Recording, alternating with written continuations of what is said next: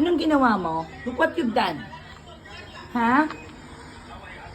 Anong ginawa mo? Ba't mo kinanay kayang ang pupuan mo? Ha? Yan. Yan. Patay ka kay nanay. Nagkalat ka. Yan. Makulit kasi. Ay, tago ka pa dyan, ha? May kilig din. Yan. Tigas ang ulo ng bata. Tatabain ka na rin, ha? Puro ka ng kain. Busog na busog, oh. Taba niya ngayon. Teka. Uy, kawawa naman. Nanay, batiin mo na siya. Nanay.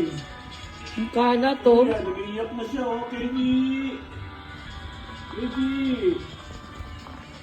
Stop crying na. Yan, nag-crack kasi siya, guys. Ayan, oh. Pinalat niya yung ganyang, pinagalitan siya ng nanay niya. Ayun. Siya. Gusto mo ayaw niya lumabas doon. Tapos mo magkalat, tatahimik ka dyan. Di mo alam paano may babalik yung pupuan mo.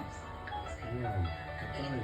Isa sa pinakalaging concern Nakapagtalo ko is yung nanay even niya. sa ganitong color na papansin nila is laging namumula yung ilong ko. And I think iba sa inyo na papansin na yun, namumula siya dahil kapag malamig, pagpuyat ako, pagod ako, parang gano'n. After a while, Dead ma? Dead ma? Matapos makatanggap ng sabutsay pagbabatikos ng kapuso actress na si Sanya Lopez mula sa mga netizens, Baka ay ba? finally nagsalita na ito patungkol rito. Hindi na nga napigilang magbigay ng saloobin ng actress dahil maraming